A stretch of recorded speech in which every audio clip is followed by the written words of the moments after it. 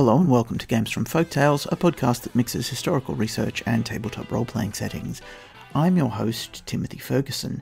This week, Miss Cubbidge and the Dragon of Romance, another of the Lord Dunsany tales, which we're exploring under the conceit that they are recorded by a retired redcap, perhaps in the Book of Places You Should Not Go. I accidentally released the Dunsany episode for this month back just before Easter. It was Thangobrand the Jeweler. So in the monthly notes on the podcast website, you'll find 2 Dunsany episodes notarized together. The following recording was released into the public domain through the LibriVox project by Sandra Cullum. Thank you, Sandra. This tale is told in the balconies of Belgrave Square and among the towers of Pont Street. Men sing it at evening in the Brompton Road.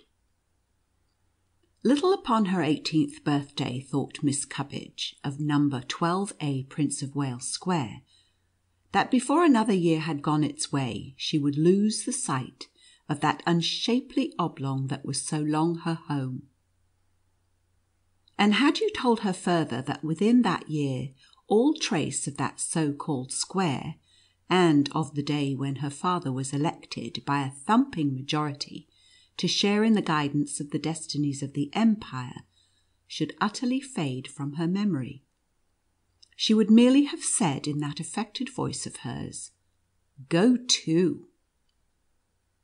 There was nothing about it in the daily press. The policy of her father's party had no provision for it. There was no hint of it in conversation at evening parties to which Miss Cubbidge went. There was nothing to warn her at all that a loathsome dragon with golden scales that rattled as he went should have come up clean out of the prime of romance and gone by night, so far as we know, through Hammersmith and come to Ardle Mansions, and then had turned to his left, which of course brought him to Miss Cubbidge's father's house. There sat Miss Cubbidge at evening on her balcony quite alone, waiting for her father to be made a baronet. She was wearing walking boots and a hat and a low-necked evening dress, for a painter was but just now painting her portrait, and neither she nor the painter saw anything odd in the strange combination. She did not notice the roar of the dragon's golden scales, nor distinguish, above the manifold lights of London, the small red glare of his eyes. He suddenly lifted his head, a blaze of gold over the balcony. He did not appear a yellow dragon then, for his glistening scales reflected the beauty that London puts upon her only at evening and night. She screamed, but to no knight, nor knew what knight to call on, nor guessed where the dragon's overthrows of far romantic days, nor what mightier game they chased, or what wars they waged. Perchance they were busy even then, arming for Armageddon. Out of the balcony of her father's house in Prince of Wales Square, the painted dark green balcony that grew blacker every year, the dragon lifted Miss Cubbidge and spread his rattling wings, and London fell away like an old fashion, and England fell away, and the smoke of its factories, and the round material world that goes humming round the sun, vexed and pursued by time, until there appeared the eternal and ancient lands of romance, lying low by mystical seas. You had not pictured Miss Cubbidge stroking the golden head of one of the dragons of song with one hand idly, while with the other she sometimes played with pearls brought up from lonely places of the sea. They filled huge haliotis shells with pearls and laid them there beside her. They brought her emeralds, which she set to flash among the tresses of her long black hair. They brought her threaded sapphires for her cloak. All this the princes of fable did, and the elves and the gnomes of myth, and partly she still lived, and partly she was one with the long ago, and with those sacred tales that nurses tell when all their children are good, and evening has come and the fire is burning well, and the soft pat-pat of the snowflakes on the pane is like the furtive tread of fearful things in old, enchanted woods. If at first she missed those dainty novelties among which she was reared, the old sufficient song of the mystical sea, singing of fairy lore, at first soothed, and at last consoled her. Even she forgot those advertisements of pills that are so dear to England. Even she forgot political cant and the things that one discusses, and the things that one does not, and had perforce to content herself with seeing sailing by huge golden-laden galleons with treasure for Madrid, and the merry skull and crossbones of the pirateers, and the tiny Nautilus setting out to sea, and ships of heroes trafficking in romance, or of princes seeking for enchanted isles. It was not by chains that the dragon kept her there, but by one of the spells of old. To one to whom the facilities of the daily press had for so long been accorded, spells would have palled, you would have said, and galleons after a time, and all things out of date. After a time. But whether the centuries passed her, or whether the years, or whether no time at all, she did not know. If anything indicated the passing of time, it was the rhythm of elfin horns blowing upon the heights. If the centuries went by her, the spell that bound her gave her also perennial youth, and kept alight for ever the lantern by her side, and saved from decay the marble palace facing the mystical sea. And if no time went by her there at all, her single moment on those marvellous coasts was turned as it were to a crystal reflecting 1,000 scenes. If it was all a dream, it was a dream that knew no morning and no fading away. The tide roamed on and whispered of mastery and of myth, while near that captive lady, asleep in his marble tank, the golden dragon dreamed, and a little way out from the coast, all that the dragon dreamed showed faintly in the mist that laid over the sea. He never dreamed of any rescuing night. So long as he dreamed, it was twilight. But when he came up nimbly out of his tank, night fell, and starlight glistened on the dripping golden scales. There he and his captive either defeated time, or never encountered him at all, while, in the world we know, raged Roncesvalles, or battles yet to be. I know not to what part of the shore of romance he bore her. Perhaps she became one of those princesses of whom fable loves to tell. But let it suffice that there she lived by the sea, and kings ruled, and demons ruled, and kings came again, and many cities returned to their native dust, and still she abided there, and still her marble palace passed not away, nor the power that there was in the dragon's spell. And only once did there ever come to her a message from the world that of old she knew. It came in a pearly ship across the mystical sea. It was from an old school friend that she had had in Putney, merely a note, no more. In a little, neat, round hand it said, "It is not proper for you to be there alone." So let's work some of these ideas through. When I initially went through Lord Dunsany's works, trying to find stories for this podcast, this story and one other, The Magic Window, were on the edge of what I thought were useful. I was going to combine them together and throw them away late in the sequence of Tales of Wonder, because I couldn't see anything new or interesting in them. They were just a dragon story, and Magic Window, you'll see, also has problems. Then on Twitter, Dan Kassar, who's one of the Patreons, hello Dan, sent me a suggestion for a story based on a piece of Maltese architecture and a regio full of Atlanteans, and something clicked which gave me an approach that makes this story, even with all of its Victorian trappings, suitable for use in Ars Magica. There is no rule in Ars Magica that states that fairy auras have to be positive, numbers. It's possible that there are places underneath and behind mythic Europe that are more mundane than mundane.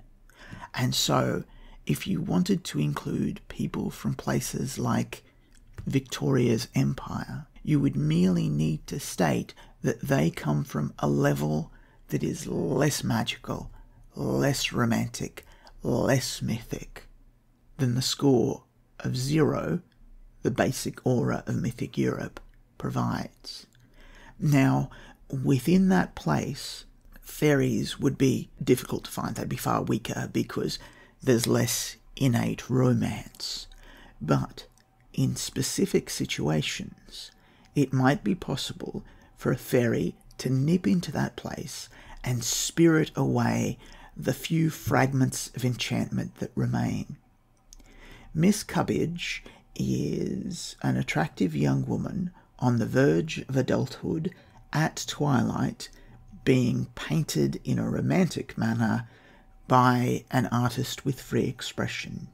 The dragon, which must have extraordinary might, is able to dip into the negative space and extract her into Arcadia. It extracts her into Arcadia in this story, but in your own campaign, it could extract her just into standard mythic Europe. And this allows you to incorporate people from other places and from other genres like steampunk into the standard Ars Magica setting. And it also allows magicians to visit those sorts of places simply by saying that beneath mythic Europe there are layers of places that have negative fairy aura scores. There is some question as to whether something similar occurs with magic auras. The Kriymen talk about how time used to be a circle and now is a spiral, ascending back toward the spheros, the oneness of everything. Can you descend to the previous iterations of reality? And if you can, do they have a lower basal magic score? That aside, because that is covered to some degree with the countercyclical alarm in the Kriymen book, let's consider what's happened here with the negative fairy score. The dragon has dived into this negative place and extracted a shining beacon of romance or free expression, someone who is standing on the border of adulthood and time and social status, and whisked her away to fairy. Now, when she's in fairy, what happens to her is interesting and perhaps similar to those magicians who fail to absolutely complete the mystery initiation of becoming. Becoming makes a person a fairy, or at least it makes a fairy that looks a lot like a person and is indistinguishable. But more importantly, what it does is it allows that fairy to maintain their memory and skills from their human life. We see with Miss Cubbidge this doesn't happen absolutely.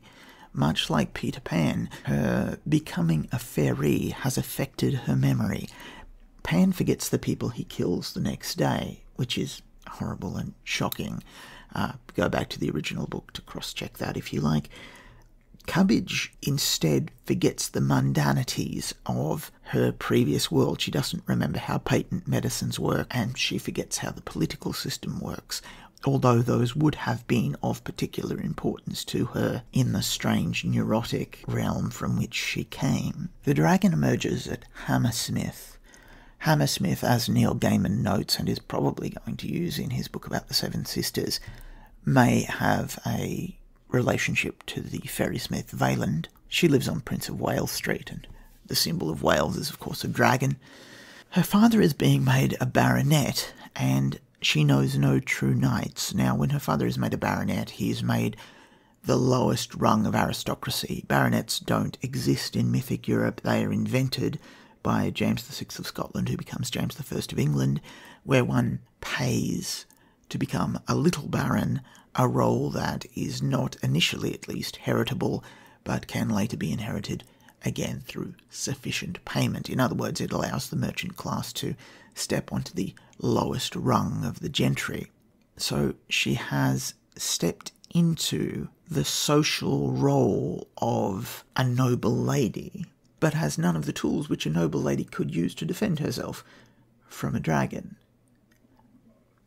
The dragon appears at evening, and that's a boundary between times, so fairies are stronger at boundaries. She enters the lands of romance, which are essentially a part of fairy. They're the part of fairy about which people tell stories.